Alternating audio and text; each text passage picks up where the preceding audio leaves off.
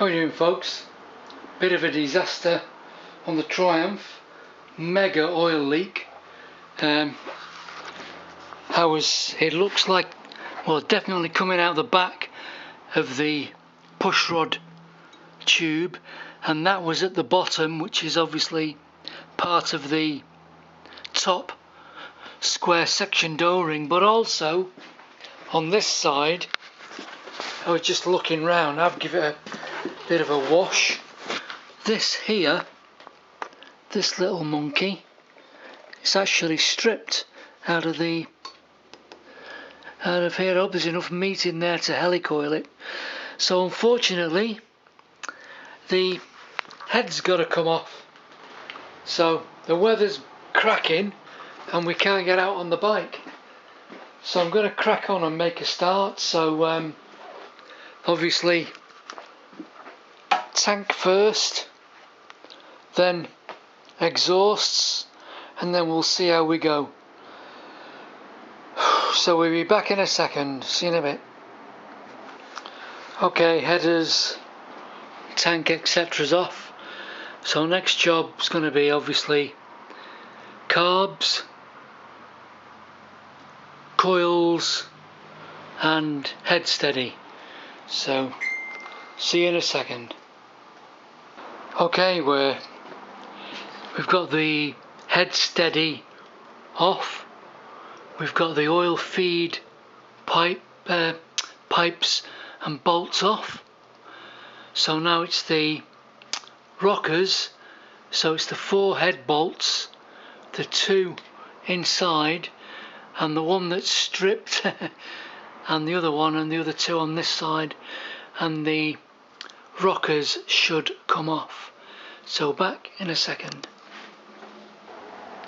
Okay, I haven't pulled the head yet, but I've got the rockers off, and when I come to take the other bolt out the other side of the front rocker box, voila.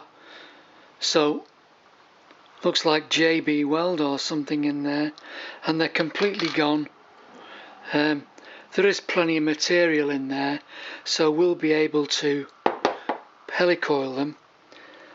Pull the other studs out, and they look quite good, but I might just helicoil those anyway, because obviously it's far stronger than the original. So just checking with pitch gauges, they are 26 TPI, threads to the inch quarter, and according to Mr. Zeus in our Zeus book, they're definitely quarter BSF. However, like I say, I haven't pulled the head just yet. I've just got the 4 remaining head bolts to take out, but after removing the head bolts that go through the inner head bolts that go through the rocker box, the front ones were very, very slack, and if you look here, it looks like combustion burn, as if the head gasket's leaking. So I'm just worried what I'm going to find now. So say when we pull these last 4 out, you know, I might find a bit of a disaster. I can also, you might not spot it, or you can just see, you can also see a bit of squeeze out of the seals on the inside of the pushrod tubes there as well. So be back in a second with the head removed to reveal what I think also is a leaking head gasket. So we'll catch you in a second. Okay, the head is off. So you can see the blow-by just in that spot there. That's obviously where the carbons come from on the studs, because those front 2 were very, very slack, virtually not far off hand tight. Yeah, let's just get the torch. So the bores are very, very good. Can still see the cross hatching on them. So, and let's just pull the pistons up a tad.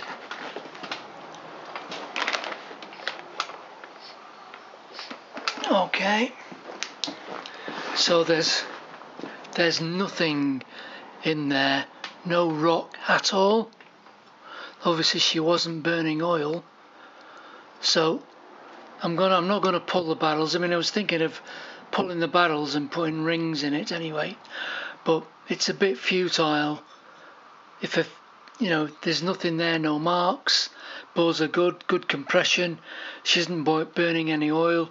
It's a shame to disturb what's already there, but I'm glad that I've took the head off, because obviously finding that blow by across the gasket with these front two being loose, but I couldn't hear anything when I was riding it, and it certainly didn't do anything for the performance. It runs really well. So I'm just going to decoke it. I'm not going to take the valves out, I'm just going to decoke the head, decoke the top of the pistons, and sort out the seals. So just having a quick look at the pushrod tube seals, which are now part of the cylinder head, solid. But it looks like I don't know whether they've been whether they're wrong thickness or whatever, I don't know, but they started to break up, and the ones in the bottom of the tube have actually broken up. You can see where when it's been pushed on, they've nicked and pushed some of the O-ring inside there. So hopefully new seals, head gasket, rocker cover gaskets, decoke, and repair those damaged threads, and we'll see how we go. So I'm not sure if I've got in stock any BSF helicoils. I'll have a look and we'll get back. If I have, we'll do the helicoiling, and then we'll put the video up, and we'll wait for the parts and do a part 2 building it up. If they haven't got the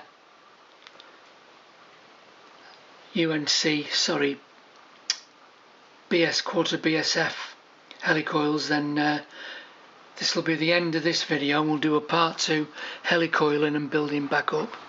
So either way, we'll catch you either on the next one or in a short while. See you later, folks. Okay, we've had a bit of a clean up. Things aren't looking too bad. So I'm not going to pull the barrels, as I said. There's nothing in them, they're good. The bores look good, and as long as the parts come in a reasonable time, I'll leave this alone. The dangerous thing with me is once a week goes by, I'll end up pulling these off, but I shouldn't really. If the parts come, it's going to help me carry on without digging into things too much like I normally do. Yeah, the heads come good. I've put the plugs in, poured some fuel in there, no leakage through the valves, so the valve seats have got to be good. Very disappointed about the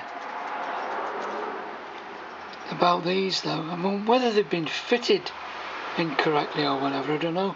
But I mean, even the bottom O-rings are crushed and trapped. You know, bits of bloody O-ring come off when I lifted them out.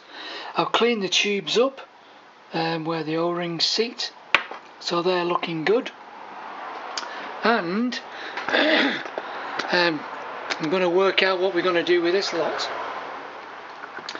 So on closer inspection, this is the one, isn't it, where the threads have been pulled out of.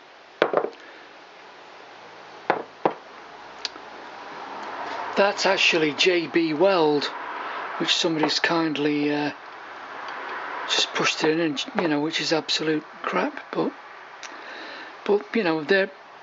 this is recoverable. And I've had a change of heart. The originals are is the threads are still good in this, but if I'm doing that one, I'm drilling these out as well. But the originals are 26 TPI, which is BSF. But when you look at the head, I'll just spin you back round the other way. If I flip this over,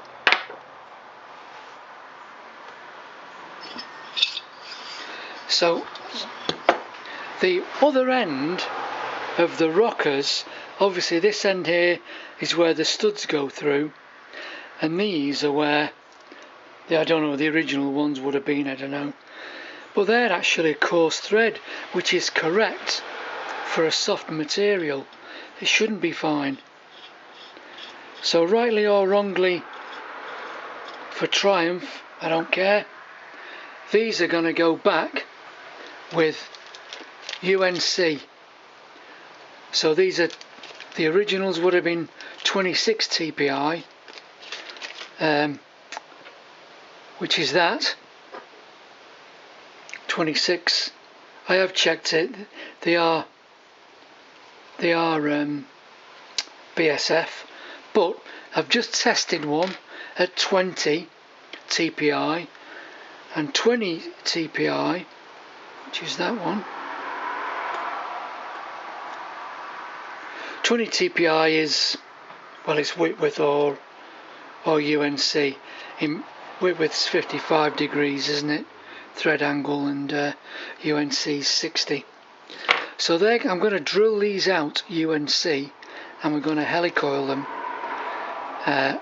And because UNC or Whitworth or coarse thread in a soft material gives you a deeper, the threads go deeper into the material. Okay, if you worked out the surface area of a fine thread, it may have more surface area, but it's only gripping on a small amount. Cast iron and soft alloys like aluminium and the like should be a coarse thread, so they're going back UNC. So I'm going to drill these. I'll have to drill, I'm not going to drill these by hand, I'm going to do it in the drill press, and unfortunately because of the shape I'll have to set this up and I'll drill them out whatever the drilling size is for them, which I've got the right drill. Then we'll come back and we'll have a go at helicoiling these out. So when they're drilled out, we'll be back in a second. Okay, just not teaching your grandmother to suck eggs, but this thing, there's no flat surfaces to it. So I found a drill which is a really good fit in there, so we can offer that down, getting as much into it as you can. So that now is down and it's square, obviously 90 degrees with that surface. So now we can gently, and it only needs a gentle nip. This is quite a powerful threads on this machine vise, so probably about that. And then carefully extract a mondo, and that now is dead 90 for drilling out. So just to, it might come in handy for somebody. Anyway, let's get these drilled and we'll be back over on the bench. So here's the kit. It's just a Amazon, Fleabay, Temu, whatever, and this just so happens to be quarter UNC. So you get the drill, the appropriate drill to give the correct tapping size for this. Not that it's important, but it's a 6.7mm drill. You obviously get the special tap, which is unique to this. You get the little insertion tool, which picks up on the tang and drives them in. And then this other little tool breaks off the tang at the end when you finish with it. So that's what's in there. So and obviously nice to have a bit of jungle juice, cutting compound, whatever you want to call it. So let's get set up in the vise for tapping and inserting our helicoil. Back in a second. Okay, we've set our stall out, so a little bit of jungle juice, cutting compound, whatever you want to call it, and the technique is trying to start this off dead square. So I normally just get it started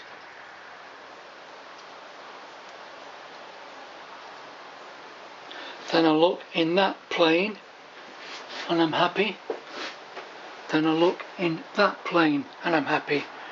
So it's normally half a turn and quarter of a turn back to break off the chips.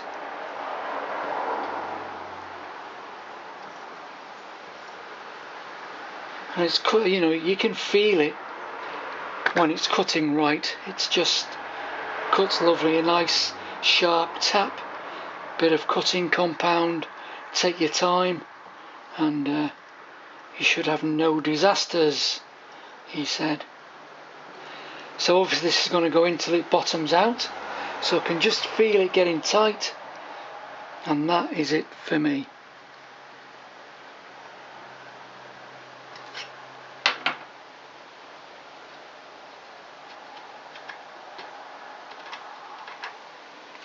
Looks pretty good.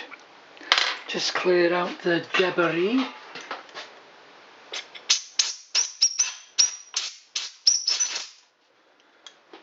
Yes, lovely full thread in there.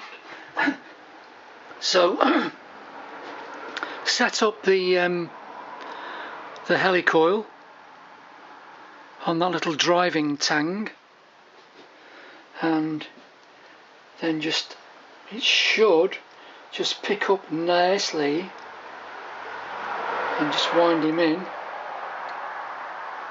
And I normally go maybe one thread below the surface, which is about there, a tad more, and I'm just going to try one of those studs in there.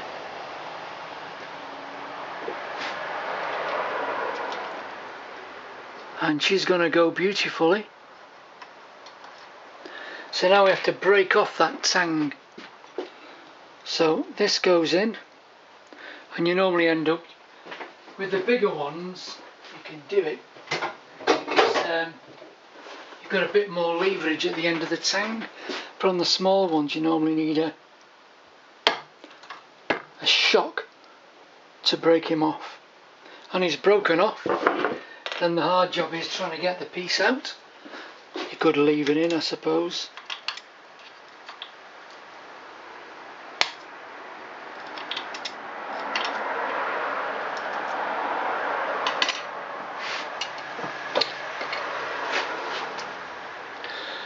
And there he is, the broken piece. And voila, one beautiful, stronger than the original helicoiled insert. Now what I'm going to do with this, obviously I'm going to just get rid of the oil and everything that's in there, just put a bit of brake cleaner or carb cleaner or something. That'll go in. I'll take it until it bottoms out, and I'm going to put a little bit of thread locker on that, because once they're in, theoretically these would never ever come out. And what you don't want to happen is, when you want to take this apart again and you're undoing the nut and the stud starts to unscrew with the nut, because on this particular engine you've got the fins and you can't get the nut off anyway if this starts to undo, and you can't get it out because the fins are in the way. So a bit of Loctite on there is going to go a long way. So I'm going to do all 4 of these, even though the other threads are good on the other 2. It's a far superior fix and prevent the thing from, you know, happening in the future. And all I'm going to do now is wait. Hopefully they come soon, so I don't end up pulling the barrels off, because you know what I'm like. Hopefully the bits will be here in the next couple of days, and on the next video we'll build it back up, head back on, torque it down, set the tappets, blah blah blah blah blah. Anyway, we'll catch you on the next video linked with this one in a few days time. See you later, folks.